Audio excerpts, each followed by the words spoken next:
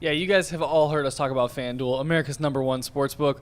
Well, we have something different for you now. Now through September 22nd, all FanDuel customers can bet $5 and get a 3-week free trial for Sunday NFL Ticket for YouTube and YouTube TV. Then, with a YouTube TV base plan, you'll be able to watch every regular season game afternoon out of market. All you need is a Google account and a current form of payment, and you can cancel anytime. Just visit FanDuel.com/UCSS to download America's #1 sportsbook. So the Cleveland Browns take on the Seattle Seahawks in their final preseason game this Saturday. It is a 10:30 East Coast kickoff. Way too late for a preseason 10:30? game. I thought it was 10 o'clock. 10 o'clock, whatever. It's too late, no matter how you slice listen, and dice it. It's way that's too 30 late. more minutes. I got to do a post-game show, so I'm right there with you. Oh, really? I got to do a post-game show. So I would be, Yes! I'm not alone! I'm not alone! For Bleacher Report. Oh, my goodness. So I'm with you, Ty. You ain't alone on this one. But we talked yesterday at nauseam about the left tackle situation for the Browns. Injuries galore. Question marks between Conklin and Jed Wills. One thing we didn't talk about yesterday, and the Browns did sign Chim Okafor, who is a placeholder. He was brought in earlier in camp, then cut again. One thing we didn't get into is with the uncertainty at that left tackle, and to the same lesser extent, but similar vein, right tackle, the tackle positions. Do you feel comfortable playing Deshaun Watson against Seattle? Now, Deshaun said he wasn't aware he was going to play against Seattle. Kevin Stefanski had said earlier in the week the plan was for Deshaun to play against Seattle. So now that there's the uncertainty at that left tackle spot, the Browns have allowed the highest pressure rate in the NFL through 2 preseason weeks. So it's been an issue regardless who's there. Would you feel comfortable putting Deshaun out there against Seattle, Tyvis, in a game-like situation, not really knowing what you're going to get from the left tackle position? Would I feel comfortable with it? No, but I will be doing it. I would do it. So you would still do it? Yeah, I'd still do it. I mean, listen, he's got to get out there and get those gamers. The game plan, it's not like we asking him to come out there, go 5 wide and sling the ball around. No, this is going to be quick games. I just want you to do some drops, throw a couple slants, throw a dig maybe, hand the ball off and go get people in and out the huddle, make some checks and adjustments maybe. That's it. That's all I want to see. I'm not asking to go out there and throw for 300 yards against Seattle. That's not the case. I just need him to get back into football, get back into the groove. I don't want to wait till week 1 where he's going back on the field, making calls, dealing with crowd noise, all of those things. So, yeah, I would have him out there. Maybe I won't play him for a full half. Maybe I'll play him for a quarter. Maybe that's what the case may be. But he 1,000% is going out there. Jason, would you play him as well? Everything he said. Next. No, I'm serious. Like, you're 100% right. Now, if God forbid he gets hurt, everyone's going to scream, "Oh my God, I can't believe they played him in a preseason game. How could you play him in a game that didn't mean anything?" Because that's how I felt about Denzel when Denzel got the concussion against Kansas City. This is a completely different situation. This guy hasn't thrown a pass in, 10 months? Since November. Massive injury that he's coming off that really there's no track record of what quarterbacks look like on the other side of this. Yes, there's a risk in playing him, but there's always a risk in playing guys. Look at the quarterbacks around the league that are playing in the preseason. So you're not asking him to play a full game. And Tyvis, you're right. It's going to be short and quick. Get it and get it out. First read, go. You're not going to be standing back there trying to make something happen, moving around in the pocket, you put it on a quarter. I'd put it on probably, 2-3 possessions. Yeah. No matter how long it takes. Yeah. Yeah. But if it bleeds in the second quarter, whatever. But do it more by possessions. There's certain things you want to see out of him, certain looks you want him to have. I think it's more dangerous to go into the Dallas game without him having any live reps at all. Yes, the line is a concern, but at some point you can't live in your fears. And the line very well may be a concern against Dallas as well. So let's just get it out of the way and rip the Band-Aid off and get a look at this thing. I'll be the contrarian later in this discussion for the sake of not all 3 of us agreeing. Yeah. But to start this, I 100% agree. I think, setting him out against Dallas without any real legitimate game reps since the Baltimore game is essentially a suicide mission because there's no guarantee the offensive line is going to be up to par when Micah Parsons comes to town because Jed Will still hasn't practiced, Jack Conklin still hasn't practiced, and heck, even if James Hudson's back and healthy, how confident do you feel in James Hudson being the blindside protector for Deshaun Watson in his first game back against arguably the second best defensive end in all of football? Tyvis, you nailed it on the head here.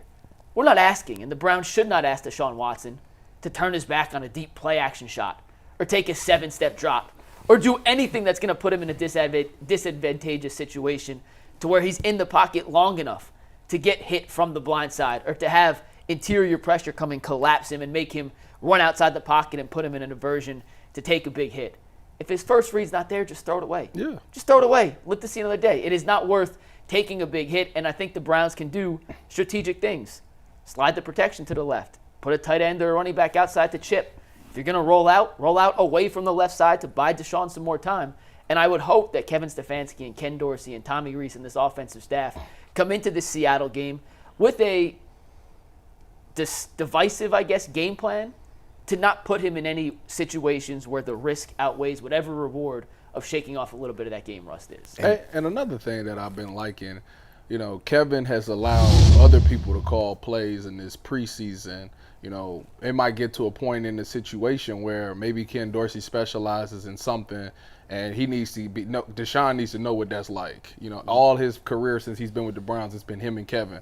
Now it's time. Maybe Ken Dorsey takes over and says something to him on the play. He needs to understand, all right, I know that voice. I know what he's saying. Let me get it out.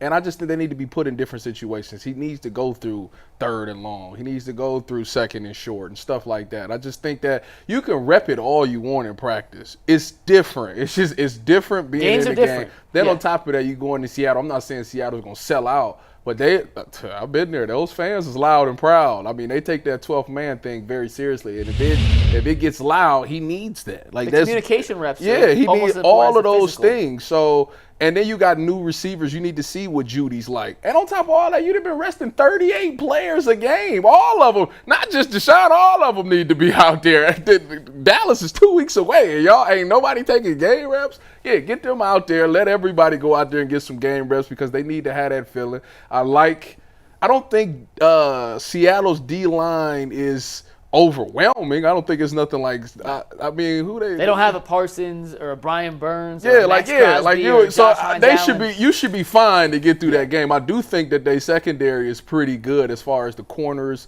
I like Woolen. I like Witherspoon. And I like Kobe Bryant. Shout out to Cleveland, Glenville. I like those. He's a Glenville kid? You didn't know that? I didn't know that. No. What's wrong with you? I got here 2 years ago. He was already in college. He went to Cincinnati, right? See, I played with his brother Christian at Ohio State. I just didn't know that. No, yeah. shout out to Kobe. Yeah, anyways, I like their secondary, and I want to see our receivers get some real work against other corners. I know they got it against Minnesota, but I'm going to be frank. Minnesota's DBs is terrible. They had to go sign Gilly the Kid because they knew they was that bad at corner this year. Byron Murphy's good, though. I respect Byron Murphy. The rest of y'all, I don't know. But anyways, get some real work, get these receivers some real work, and let him make his passes against some tight coverage. Obviously, you get it in practice, but you want to see it in the game. So it's just, to me, the pros outweighs the cons to me. Does he need to get hit? Or is that overrated? Obviously, you don't want to get him killed. But see, when you say get hit, yes, he needs to get hit. Yes. That's, yeah. Like but how he gets hit is the question. Right. I don't want to see a blindside buckling hit. Right. Like, okay. 200-pound defensive end. But he does need to take a pop. Yeah, he does. Just to know that, it's all right. one of those things. One, if he scrambles, he better get down. It would be the only hit that I could see him like. But see, they're not gonna do it. It's him throwing the ball and the dude like runs into him. But like, don't take him to the ground because you'll get flagged for that. But just throw it and then the dude just run into you. Like that's about what you gonna do. It's what you as most as you want. I don't really want him to get sacked and all of those things because anytime you touch the ground, it's a risk of getting hurt. So I think that somebody just giving him a little push, a little shove after he throws the ball, that's about what he needs for the game. Did you ever have a major injury? Me? Yeah. What do you mean by major? Broken wrist, but that's I broke my wrist and I had I pulled my hamstring and I strained my quad and I had groin. But nothing that hernia, sports hernia. Oh. Nothing that ended one season prematurely No. and you had to come back and like No. The only closest thing I had to that was that sports hernia. That sports hernia was those are legit. Yeah. Yeah. Like I had it in spring ball and I had to go through all the spring. So the first day of practice, I'm running around and we get to about 7-on-7 period, which is like middle of practice, and the whole right side of my leg just feel like buzzing. Like how you hit your funny bone, that felt like that on my whole leg. And I'm like, I think something wrong. And I go tell my coach, and he's like, you're fine, get back in there. Yeah. So after it's all said and done, they get me checked. And they was like, well, you got a sports hernia. But the problem is the safeties are so thin right now. You got to finish spring ball, because Vaughn ended up tearing his meniscus in spring ball. So we was really thin. So I had to finish spring ball. And I remember when I came back, I was like stiff. I was more stiff going to the right. And that was something that I had to work through. That was the closest thing I had to like a mental thing. When you look at this offensive tackle situation for the Browns and how it relates to Deshaun Watson, I could already see it now that if Deshaun and this Browns offense doesn't get off to a great start in the first couple weeks of the season, this offensive line is going to be the crush that a lot of people use to say, well, the reason they can't succeed offensively is because this offensive line isn't doing enough to give Deshaun the time he needs and to open up holes for the running backs. Mm-hmm. Is that a far gone stretch? Am I looking too far ahead? Is that going to be something? Will the offensive line be the first thing that people point at? Yeah. Yes, but it's other things as well that I could point to. My hope is that Deshaun gets back to being the elite quarterback the Browns thought they were trading for when they traded for him from Houston. Do you know why? You and everybody else. Obviously, but do you know why? Because elite quarterbacks make up for subpar offensive line play. Are you talking about Joe Burrow with the Cincinnati Bengals? A couple examples. Joe Burrow took the Bengals to the Super Bowl. That season, their offensive line was a train wreck. Do you know what team led the NFL in offensive line penalties last year? Led it? Which offensive line had more penalties than any other team in football? Jason said it. It was the Kansas City Chiefs. Guess who won the Super Bowl last year? Kansas City Chiefs. When Deshaun Watson in 2020 led the NFL in passing yards, threw 33 touchdowns to just 7 interceptions. Do you know who had the second lowest rated offensive line according to PFF in the entire NFL? Texans. The Houston Texans.